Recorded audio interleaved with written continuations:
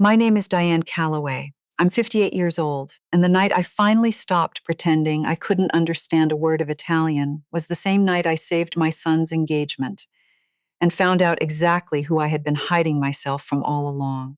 I want to tell you something before we get into this.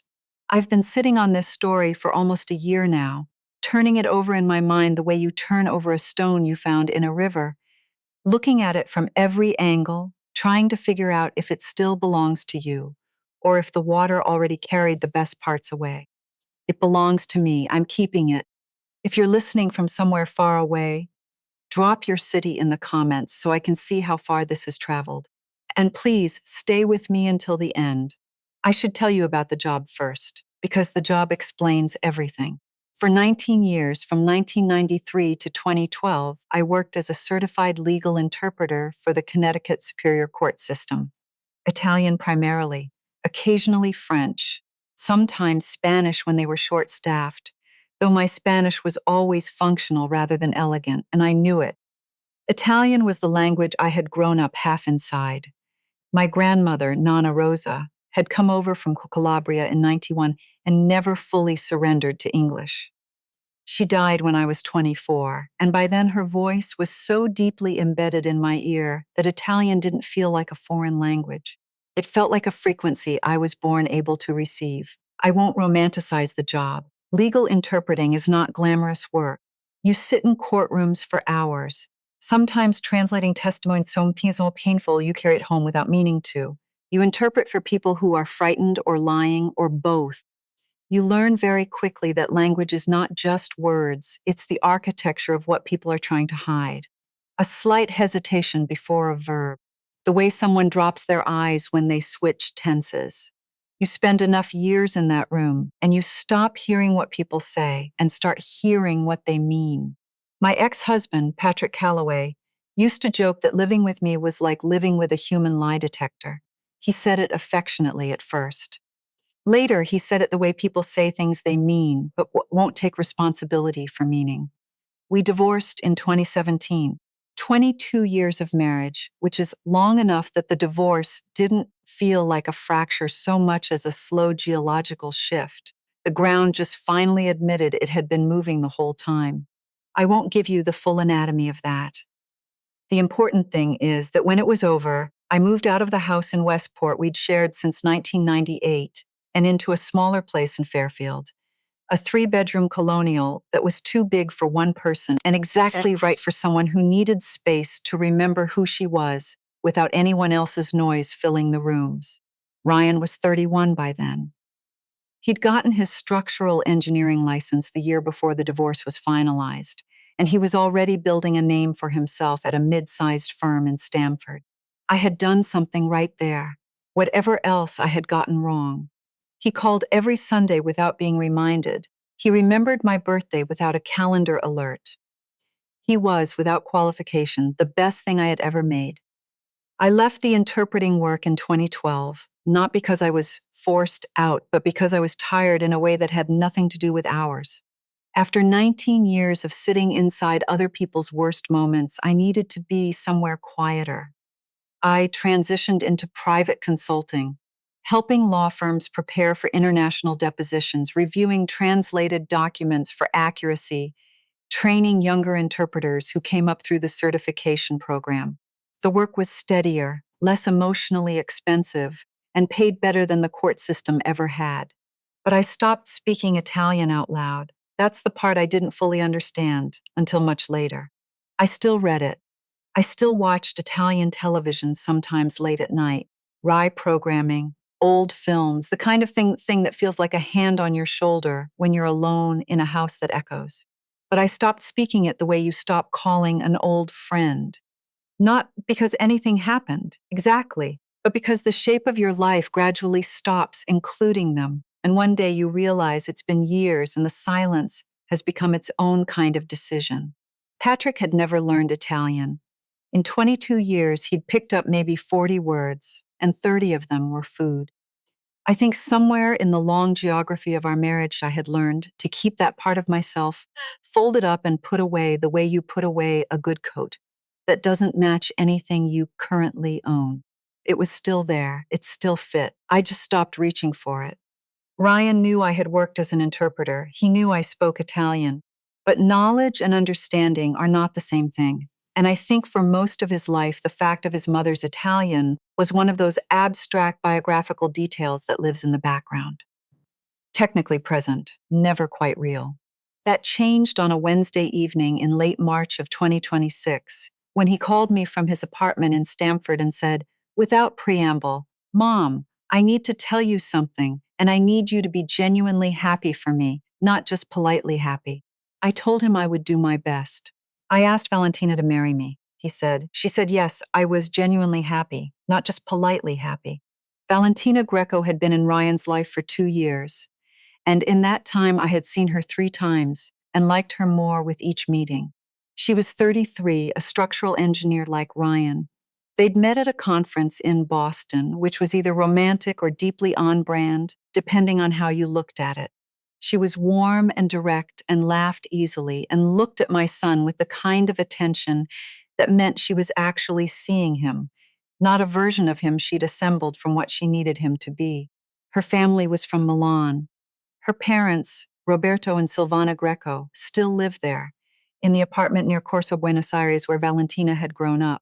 They were flying to the United States in late May for a long weekend at a rented property in Greenwich, a sprawling estate-style house that Roberto and Silvana's Connecticut-based business contacts had offered for the occasion. The plan was simple. Both families, one weekend, plenty of food, and the optimistic hope that everyone would get along well enough to survive a wedding planning process. Ryan called me the week before they arrived. Mom, he had his careful voice on, the one he used when he was managing his own anxiety by managing mine. Valentina's parents are wonderful people, but they're particular. Her dad built a manufacturing company from nothing. Her mom ran the mercantile side for 30 years. They're proud. They have strong opinions about things like family and tradition, and he paused. Just, please don't feel like you have to perform or anything. But also maybe don't lead with the divorce immediately. I told him I had no intention of leading with the divorce. I know. I want this to go well. For Valentina, she's been a little anxious about the whole thing. I told him I understood. I told him I would be warm and gracious and say all the right things. What I didn't tell him was that I already knew from 31 years of working with language and the people who use it to protect themselves that a weekend is long enough for the truth to find its way out of almost anyone. You just have to be patient and quiet and willing to hear what you're not supposed to hear. I had spent 19 years being exactly those things in a courtroom. I hadn't forgotten how. In the 2 months between that phone call and the weekend in Greenwich, I thought about Silvana and Roberto Greco more than I probably should have. I looked up Roberto's company, a precision manufacturing firm based in Milan, 40 employees, a solid regional reputation. I found a brief profile of Silvana in a 2019 Italian business journal, which described her as the financial architect behind the company's expansion in the 2000s. Formidable was the word the journalist used. I stored that word carefully. I also thought about myself, about what I was walking into and what I was bringing with me. I was 58 years old, 9 years out from the interpreting work, 7 years out from a marriage that had ended with the quiet erosion of someone who had spent 2 decades being told, in small increments, that the most interesting parts of her didn't quite fit. I had rebuilt myself in the years since, or I was rebuilding, which is a more honest way to say it, because you don't finish that kind of work, you just keep doing it. I had my consulting practice. I had my Fairfield house, which I had slowly made into something that felt like mine. I had Ryan, who called every Sunday. What I didn't entirely have yet was the habit of taking up the space I was entitled to take up. That was still a work in progress. I drove to Greenwich on a Friday afternoon in late May with a bottle of good Barolo in the passenger seat and a quiet, settled decision somewhere behind my ribs. Whatever happened this weekend, I was going to be fully present for it. Not performing, not managing, present. I hadn't decided yet what that would require of me. I found out soon enough. The house in Greenwich was the kind of property that announces itself. Stone gate posts at the entrance, a long gravel driveway lined with mature oaks, a main house that someone had clearly renovated recently but carefully, preserving the bones while updating everything that mattered. The kind of place that costs enough per weekend that nobody mentions what it costs. I arrived to find the driveway already occupied by a rental car with a Hertz sticker and two suitcases that hadn't made it inside yet. Roberto and Silvana had beaten me by an hour. Ryan met me as I was pulling in. He hugged me the way he has hugged me since he was a teenager, fully without self-consciousness, one of those hugs that communicates something neither of you could put into words without it sounding smaller than it actually is. They're already settling in, he said quietly, stepping back. Dad, Roberto. He's great, Mom. You'll like him, the kind of guy who has an opinion about everything, but somehow makes it interesting rather than exhausting. And Valentina's mother? Ryan was quiet for exactly one beat too long. She's great, he said. She just takes a little time to warm up. He had used the word particular twice in our phone call 2 weeks earlier. I filed warm up alongside it.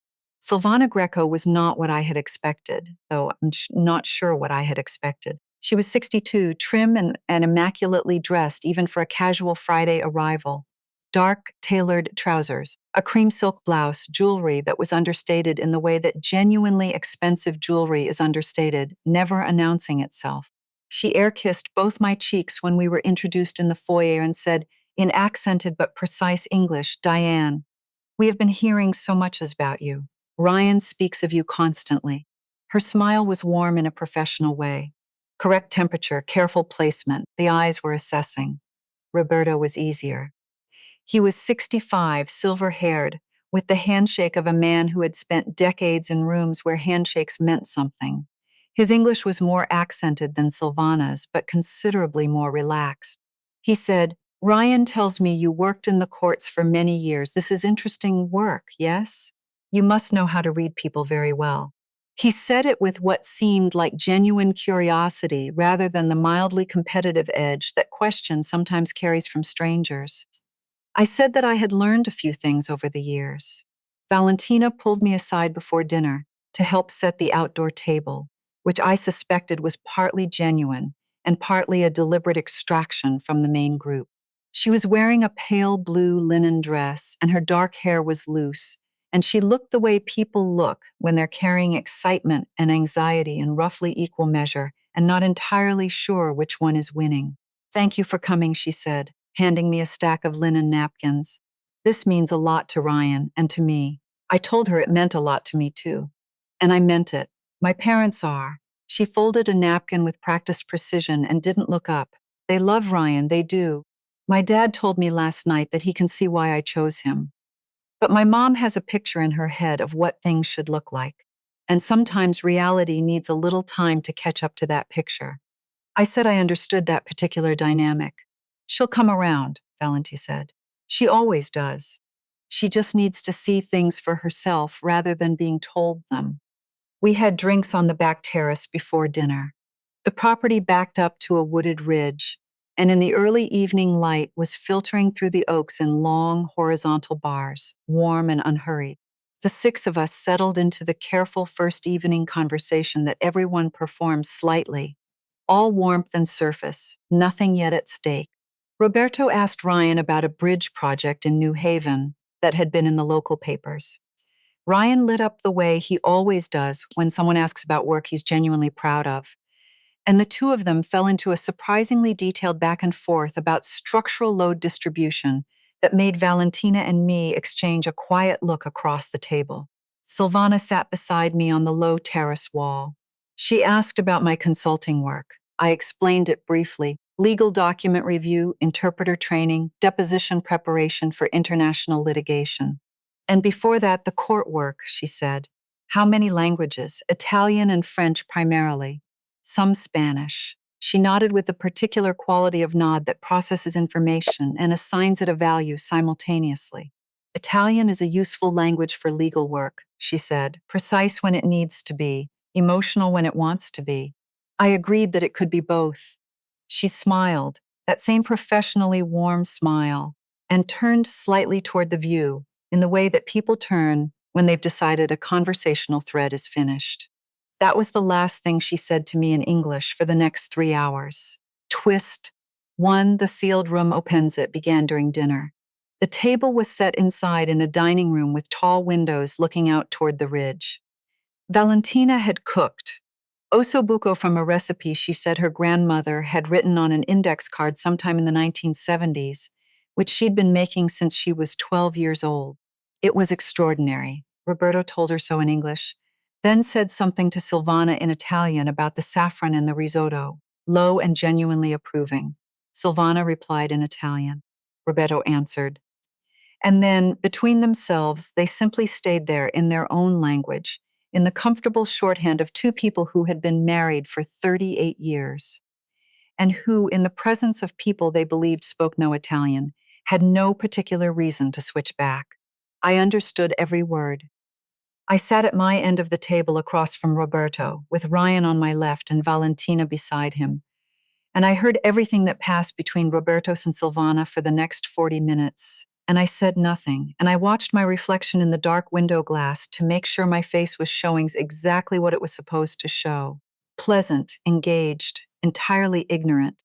The first exchange was harmless.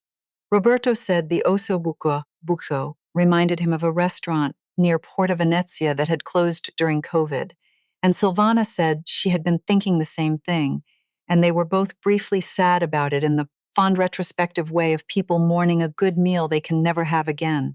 Then Valentina got up to bring out more bread, and Ryan followed to help, and Roberto refilled his wine and said to Silvana, in Italian, "He's a good man, strong.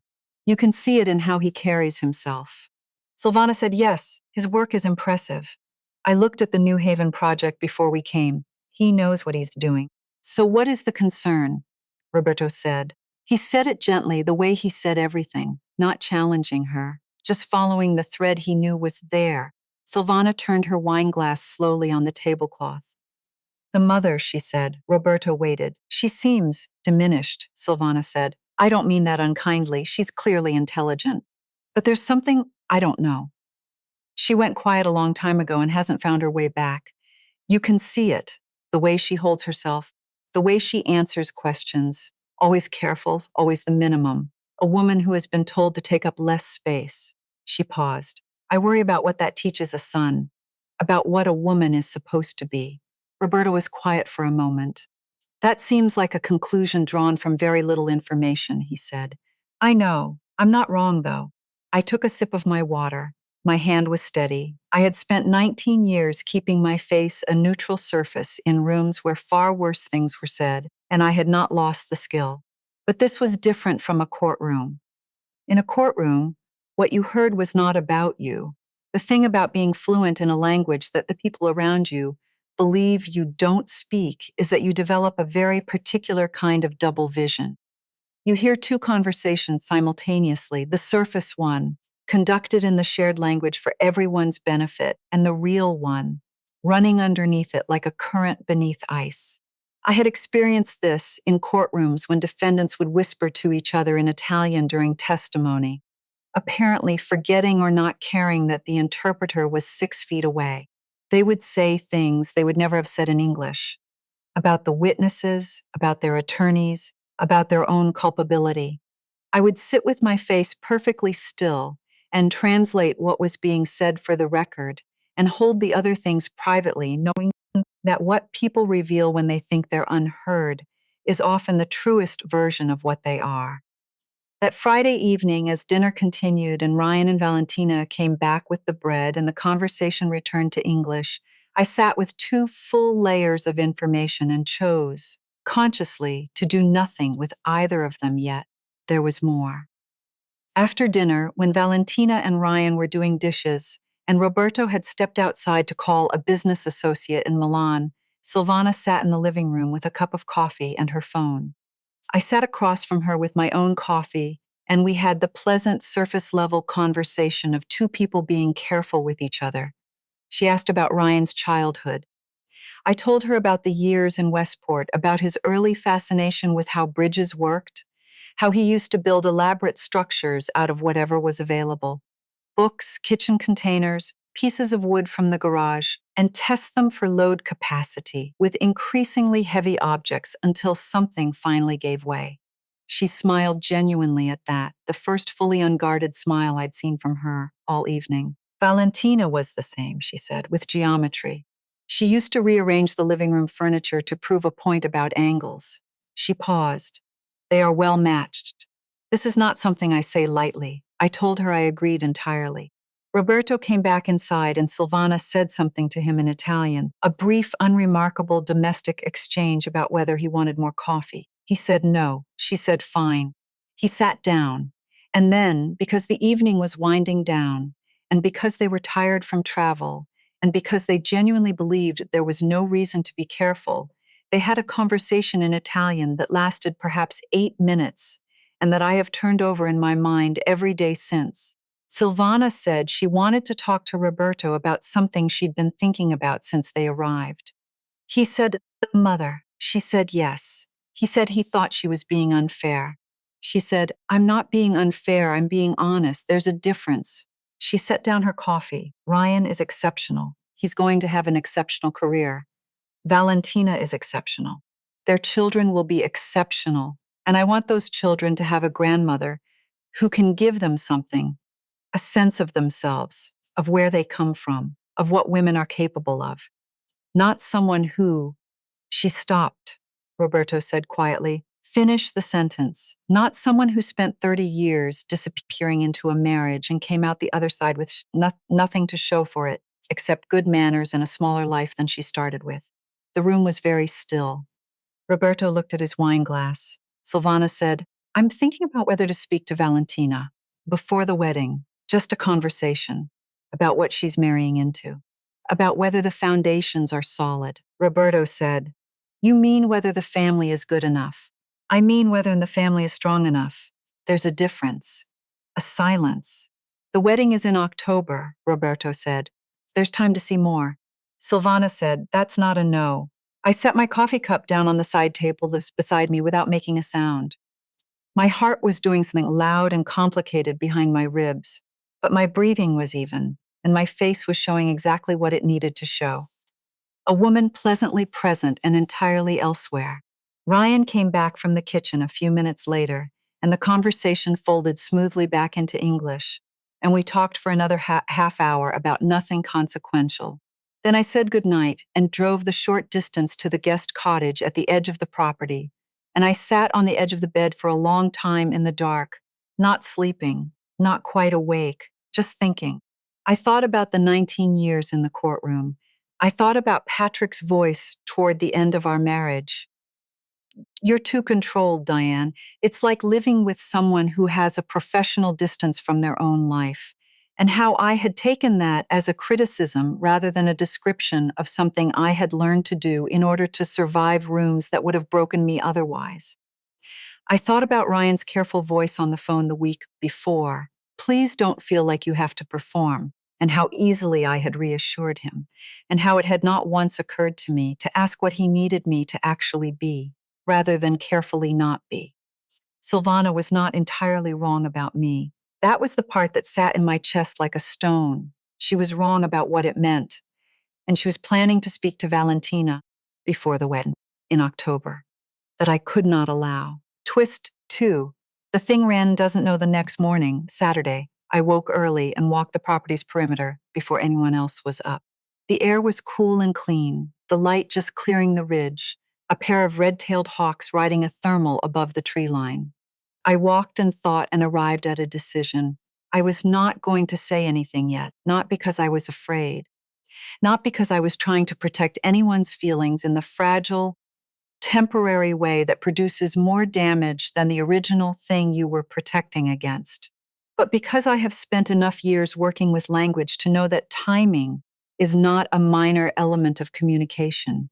It is the structure that holds everything else up.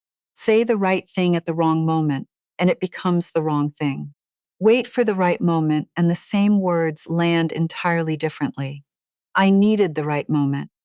What I did not know yet, walking through the dewy grass in the early morning light, was that Ryan already knew more than I thought he did. I found this out at breakfast when Valentina pulled me aside while Roberto and Silvana were getting coffee, and Ryan was outside on the phone. She said in a low and carefully controlled voice, "My mother said something to me last night after everyone went to bed. I waited. She said she wanted to have a conversation with me before the wedding about family things." Valentina's jaw was tight. She wouldn't say more than that, but I know what she means. She has a checklist. She always has had a checklist. I asked if she had told Ryan. Not yet. I didn't want him to. She stopped, pressed her lips together. He's protective of you. If he finds out my mother has concerns about his family, he'll say something direct, and it'll become a whole situation before anyone has a chance to actually talk. She made a small gesture with her hands that meant an entire thing I don't have the bandwidth for right now. I told her I understood completely. What do you think she's actually worried about? Valentina asked. Her voice was measured, but her eyes weren't. Her eyes were asking a considerably more direct question. I thought carefully about what to say. Then I said, I think your mother wants to know that the people who shaped Ryan are people of substance. I think she has a very specific picture of what that looks like, and she's concerned I don't fit it. Valentina looked at me steadily. She may be right that I don't fit her picture, I said. She is not right about the substance. Valentina was quiet for a moment. Then, what are we going to do? I told her to let me handle it. She said, how? I told her she would see. Saturday passed in the deceptive ease of a day that didn't know what it was building toward. The weather was perfect, warm without being heavy, the kind of late May afternoon that makes Connecticut feel like it's apologizing for the previous 6 months. And the property was beautiful enough that you could almost believe the day had no undercurrent. Roberto turned out to be genuinely excellent company. He and Ryan spent 2 hours in the afternoon looking at photographs of the New Haven project on Ryan's laptop. And Roberto asked questions that made Ryan recalibrate his thinking on at least 2 points in real time, which is the mark of someone who actually understands the subject rather than someone performing interest. By 4 o'clock, they were trading structural engineering disaster stories, each trying to top the other's worst miscalculation, and laughing with the ease of two men who had established that they spoke the same private language. Valentina and I made dinner together. She taught me her grandmother's method for fresh pasta, not from a recipe card, but from memory, the measurements communicated in the way family recipes always are. Approximately this much flour, just enough egg. The dough should feel exactly like this under your hands. We didn't talk about her mother. We talked about Ryan mostly, about a trip they'd taken to Portugal the previous September, about the apartment in Stamford they were planning to rent, a top floor unit with a view of the water that was slightly over budget and that they were going to take anyway. I watched her talk about my son and felt something settle in my chest that had been unsettled for a long time. She was going to be excellent. Whatever happened this weekend, she was going to be excellent. Silvana came into the kitchen at one point, ostensibly to get water. She paused and watched us for a moment, Valentina rolling pasta, me at the cutting board, and something shifted in her expression that I noted carefully but didn't react to. A reassessment, small but present. Dinner was wonderful. The pasta was perfect. Roberto made a toast to Ryan and Valentina that was warm and specific and clearly unrehearsed. Ryan's toast back was so straightforwardly earnest that Valentina pressed her face briefly against his shoulder. And then the thing happened. We had moved to the living room after dinner. Coffee, a bottle of Amaro that Roberto had brought from Milan, the relaxed settling in of a meal that had gone on long enough that everyone's guard was marginally lower. Ryan was showing Valentina something on his phone, photographs from the bridge project he'd been wanting to share all weekend. Roberto was reading the label on the Amaro bottle with the focused attention of a man who takes his Amaro seriously. Silvana said something to Roberto in Italian. Quiet, not quite quiet enough, she said. Tomorrow morning, before the others are up. I think I should talk to Valentina then, get it done. Roberto said, also in Italian. Silvana, I know you think I think you're making a final decision based on a day and a half, he said. I've made larger decisions on less information. About business. This is not business, Silvana said. Everything important has structure, Roberto. You know that. She glanced toward Ryan and Valentina, still absorbed in the phone screen. Then, the mother is a kind woman. I don't doubt that. But Valentina needs more than kindness from a mother-in-law. She needs someone who has built something, who can stand up, who can look her in the eye as an equal, not as someone who is simply grateful to be included. She paused. I want more than that for our daughter. I make no apology for wanting it. Roberta was quiet. I had my coffee cup in both hands. The Amaro bottle was between me and Roberto on the low table. The fire someone had started earlier, unnecessary for late May, but pleasant, had burned down to embers. Ryan looked up from his phone. Hey, does anyone want to walk down to the pond? The sky's clear enough tonight that you can. Ryan, I said. Something in my voice made him stop. Not the volume, I didn't raise it. The quality, the particular quality that meant, this is not a suggestion, this is a shift in gravity. He looked at me, I looked at Silvana, and I said, in Italian, in the full, unhurried Italian of a woman who had spent 19 years in courtrooms where precision was not optional, in the Italian she had grown up inside through her grandmother's voice from Calabria, in the Italian she had let go quiet for too many years and had just now decided finally to pick back up. I said, Silvana, I think you should have the conversation you're planning, but I think you should have it with me first, before tomorrow morning, before you say anything to Valentina. The silence that followed was the most complete silence I had experienced since my years in the courtroom. Silvana's coffee cup stopped halfway to her lips. Roberto's head came up slowly, the ways a man's head comes up when he hears something that confirms what he has been quietly suspecting. Ryan said very quietly, Mom? Valentina looked between me and her mother without moving. I kept my eyes on Silvana. I said, still in Italian, you've been having private conversations all weekend in a language you believed I didn't speak. I understand. I would likely have done the same. But I think you've reached a conclusion about me and about what I can offer your daughter, and I would like the chance to speak to that conclusion directly before it becomes something else. Silvana set her cup down. She said in Italian, her voice very controlled, How long have you understood? Since you arrived, I said. A silence. Roberto let out a long, slow breath, not shocked, more like a man who has just confirmed that the map he was working from was drawn to the wrong scale. Silvana said, The entire weekend. Yes. She looked at Roberto. He looked back at her with an expression that said quietly and without satisfaction, I told you the observation was incomplete. Ryan said, Mom, what is happening right now? I switched to English because this part was for everyone. Your future mother-in-law has been concerned that I'm not a person of substance, I said. That I've spent my life becoming smaller and have nothing real to show for it.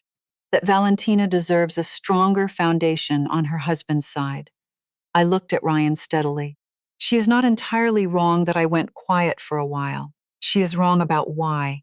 And she is wrong about what was there before I did and what is still there now. Climax 1. The first confrontation, Ryan stood up.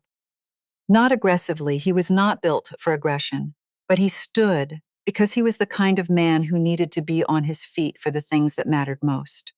I want to be clear, he said in the calm, precise voice he used when he was entirely serious.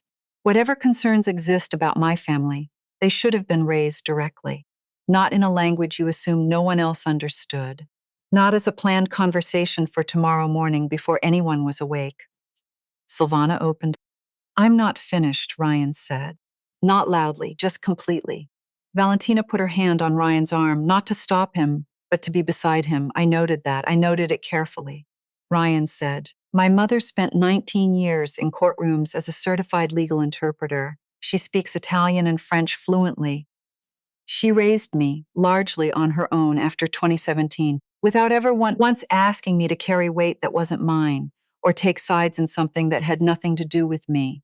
She built a career, rebuilt it when she needed to, and has been quietly teaching other people to do what she does for the past 14 years. He paused. I don't know what your picture looks like of what a mother-in-law should be, but I'll tell you what mine looks like. She looks exactly like her. Silvana was very still. Roberto said quietly, to no one in particular in Italian, half to himself, 19 years as a certified interpreter. Legal, I said, as Italian. Superior Court of Connecticut. Italian and French, 19 years. Something moved across Roberto's face that I had seen before in courtrooms.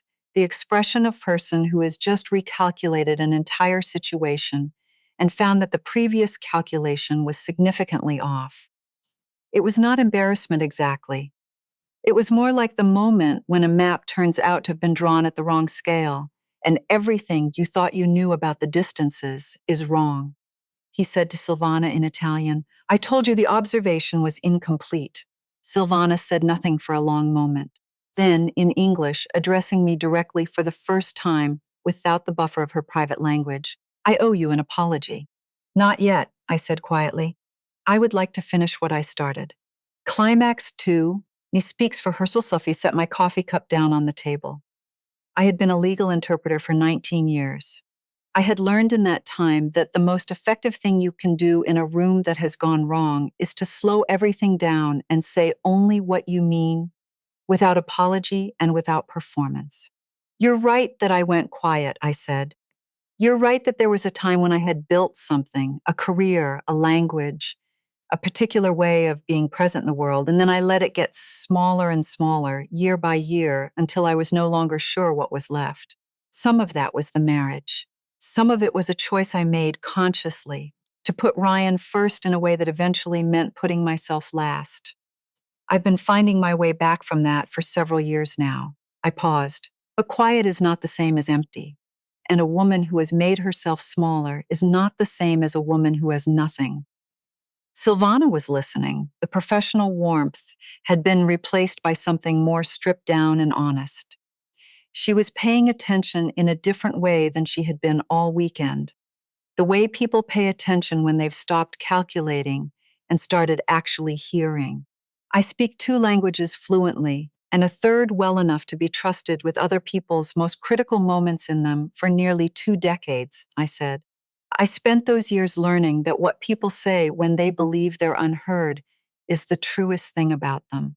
And what I heard from you this weekend, Silvana, underneath the assessments and the checklists and the very real desire to protect your daughter, was a woman who loves her child so completely that she would rather be thought unkind than watch her choose wrong. Silvana's expression shifted. Something behind it moved. I understand that, I said. I have a child, too. The fire had burned entirely to ash. The room was very still. Outside, through the tall windows, the oaks were dark against a clear sky. I'm not asking you to change your picture overnight, I said. I'm asking you to acknowledge that it was drawn with incomplete information. And I'm asking you not to have a private conversation with Valentina tomorrow morning designed to introduce doubt about a decision she has already made with her whole heart and her whole mind. I looked at Valentina. Because your daughter did not make this choice carelessly, and she does not deserve to have it second-guessed in a language her partner's family was assumed not to understand. Valentina's eyes were bright. She pressed her lips together and said nothing. Roberto said softly to Silvana in Italian, She's right. Silvana said nothing for a long moment. Then she exhaled, a long, slow breath that seemed to release something she had been holding for the entire weekend, maybe longer. She said in English to me, You said you left the court work in 2012. Yes. Why? Because I was tired, I said. And because 19 years of sitting inside other people's worst moments teaches you, eventually, to recognize when you are long overdue to attend to your own. A pause. Then Silvana said, You teach now, partly. Teaching is building something, she said. It was not quite a compliment and not quite an apology. It was something more honest than either, a woman updating a file and acknowledging, out loud, that the update was significant. Nobody went to bed for a long time after that. Roberto poured Amaro for everyone, and the room gradually found its way back to something that wasn't quite normal but was honest, which I have always found preferable to normal. Ryan sat beside me on the couch and didn't say much, but at one point he put his hand over mine briefly in the way he used to do when he was small, and something had happened that was too large for the words available to him. Valentina and Silvana drifted to the far end of the room, near the windows, and had a quiet conversation that I deliberately did not try to hear. I watched them in my peripheral vision, The way Silvana was standing, which was different from earlier in the evening. The way Valentina was holding her own body, which was less braced. At one point, Silvana reached up and put her hand briefly against Valentina's cheek, an old, practiced gesture, the kind that belongs to a specific and irreplaceable register of maternal love. I looked away and gave them that. Roberto came and sat beside me. He said in Italian, "You should have said something sooner." I said in Italian, "I know." I was deciding. Deciding what? Whether to protect the evening or protect something more important than the evening. He nodded slowly. He had the manner of a man who had made that same calculation more than once in his life and understood exactly what it cost. "My wife is not a cruel person," he said. "I know that," I said. "That was never the question. She has very high standards." "So do I said. "I've just never been especially loud about them." He looked at me for a moment with the expression of a person who has updated a significant file and is still processing what the update changes. Then he said, "Valentina told us you raised Ryan largely on your own after the divorce." "Yes, that is not a small thing." "No," I said. "It is not a small thing." He refilled my Amaro glass without asking, which I chose to interpret as a form of apology. Twist 3. What Silvana tells Valen next morning. Sunday, the last full day. I was in the kitchen making coffee when Valentina came downstairs, still in her pajamas, hair loose, looking like she'd slept adequately but not deeply. She poured herself coffee and stood beside me at the counter and said, without preamble, "My mother told me something last night, after everyone had gone to bed. I waited. She told me that you reminded her of someone." I asked who. "Her own mother," Valentina said. "My grandmother. She died in 2019. My mother described her as a woman with a very large inner life that she had learned to keep private, because the world she grew up in didn't have much room for it." Valentina wrapped both hands around her coffee cup. "And my mother said she had spent years being frustrated by that in her own mother, not understanding why a woman with so much in her would choose to make herself small. And then last night she sat with it for a while and she thought maybe she had been asking the wrong question the whole time." I was quiet. "She said the question wasn't why you made yourself small," Valentina said. "The question was what you were going to do now that you decided to stop." I looked at my coffee for a moment. The early morning light was coming through the kitchen windows in long flat bars, and outside the oaks were entirely still, holding whatever the night had left in them. "What did you say to her?" I asked. "I told her I thought you'd already started answering that question," Valentina said. "I told her about last night, about the Italian." A pause. She said she knew. Twist 4. Rand's confession after breakfast, Ryan walked me down a path through the oaks toward the pond at the edge of the property. The water was dark and still in the morning shade, and a great blue heron was standing motionless at the far end, with the absolute patience of something that has nothing left to prove. We walked for a while without talking. Ryan had his hands in his jacket pockets, and the particular expression he gets when he is working something out and hasn't found the shape of it yet. Finally, he said, "I knew you spoke Italian." I looked at him. I knew it abstractly. The interpreter thing, the court years, the languages. But I didn't. He stopped, started again. "When I was growing up, Dad used to say things. Not big things, nothing you could point to. But he'd say things like, 'That was before your mother simplified,' or 'Your mother used to be very driven before she found her priorities.' And I think I just absorbed that framing without questioning it, filed the Italian and the court work in a folder labeled before, and didn't think about it as something that was still real, still present." He looked at the heron.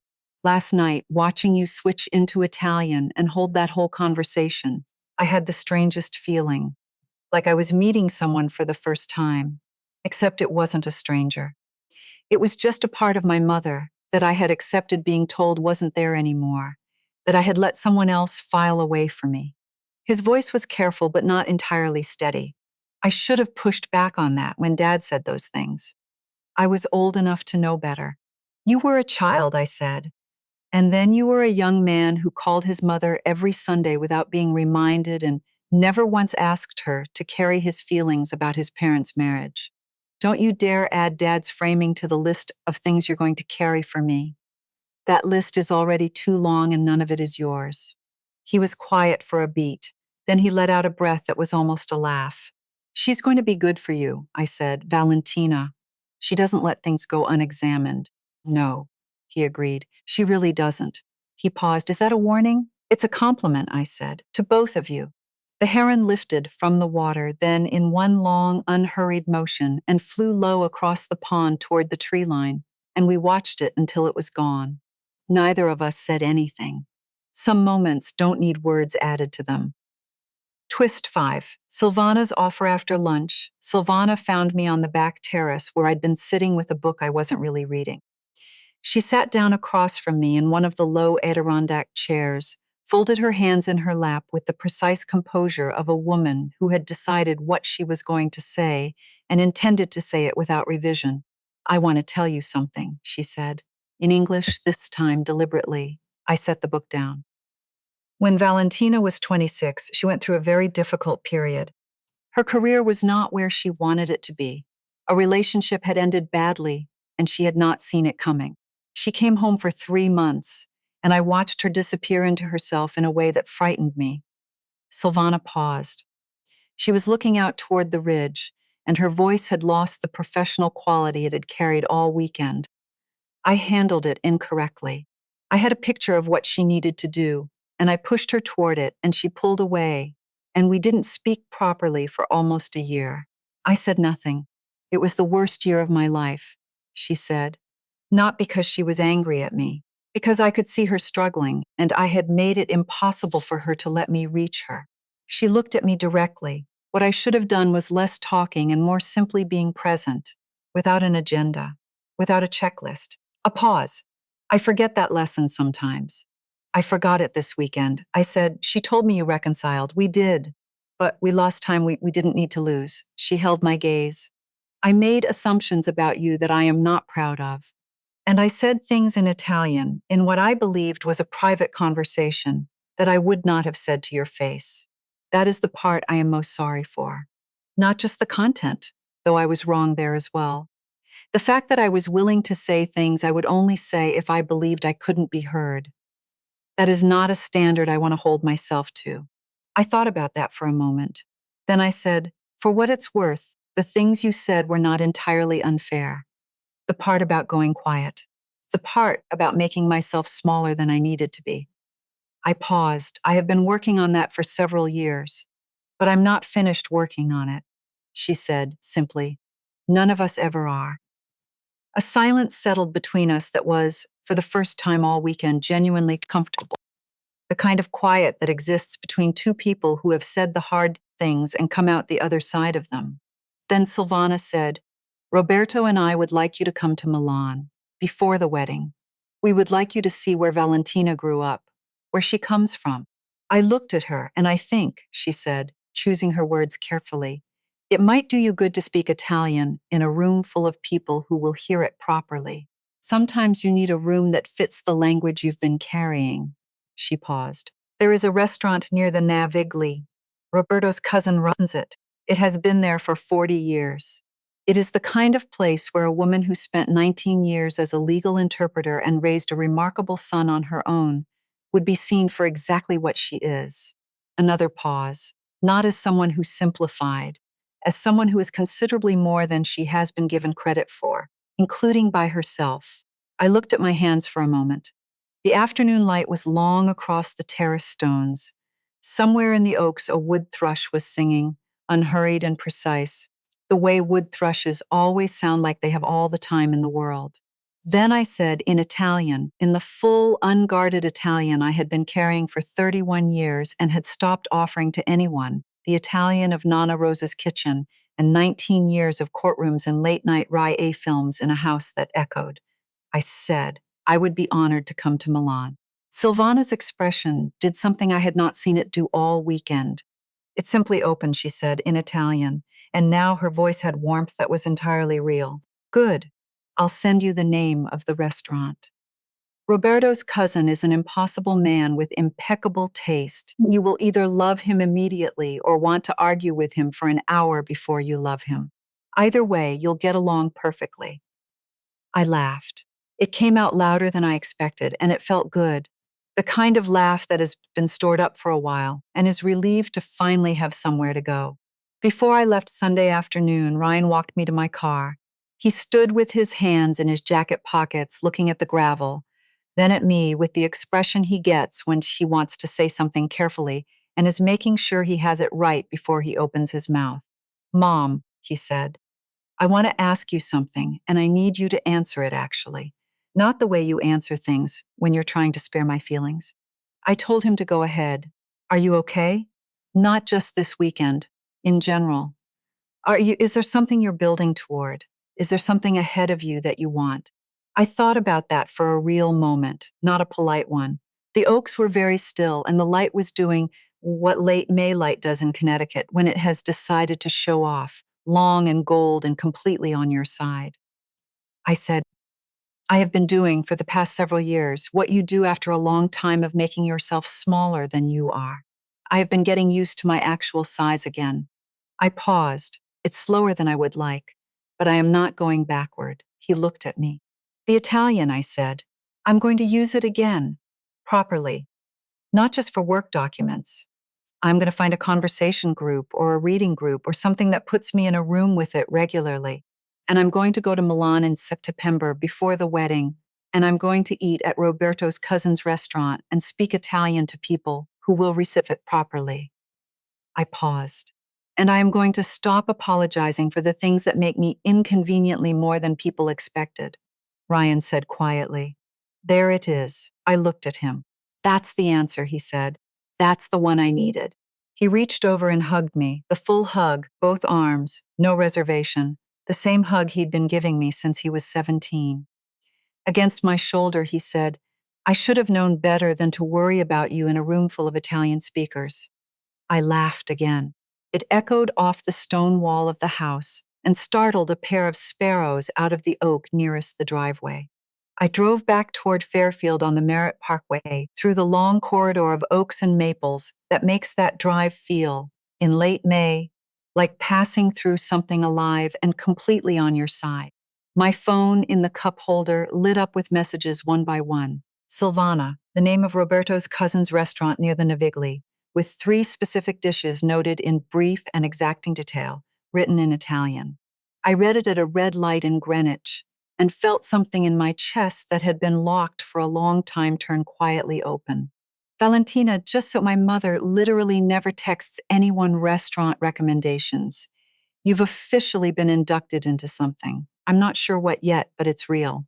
I read that one and smiled at the phrasing, at the gap between Valentina's easy American idiom and her mother's formal precision, and the fact that both of them somehow were now in my phone.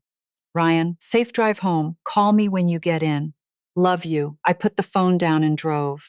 There is a version of this story where I stayed quiet all weekend, where I smiled and said the right things and drove home Sunday and never said a word in Italian to anyone. And Silvana had her conversation with Valentina on Monday morning, and maybe it would have been fine, or maybe it wouldn't, and I would never have known the difference either way. I would have gone home and put the Italian back in the box labeled before, and kept shrinking toward a shape that was never really mine. I did not stay quiet. I have spent a long time being a woman who knew things she didn't say, who heard things she didn't respond to, who carried a language and a history and a particular sharpness of mind folded up inside her like something stored for a season that kept not arriving. It turned out the season was this one. The life that had room for all of it turned out to be the one I was already living. I just needed to stop pretending I didn't know the language. Okay, I need to take a breath after that one. What gets me isn't the big moment, isn't Diane speaking Italian and watching everything shift across the table. It's the years before that, the years of carrying something real and valuable and just not using it. Not because it was gone, because she had gotten so used to being told in small, quiet ways that it didn't fit anymore. You don't lose yourself all at once. You just get a little quieter, a little smaller, one small compromise at a time. until one day you look around and realize you've been translating your own life into a language that was never actually yours. Diane didn't get her moment because she planned it perfectly. She got it because she finally stopped pretending the thing she was carrying wasn't there. If this story found you at the right moment, Poi, I hope you feel it. I really do. Take care of yourselves. I'll see you in the next one.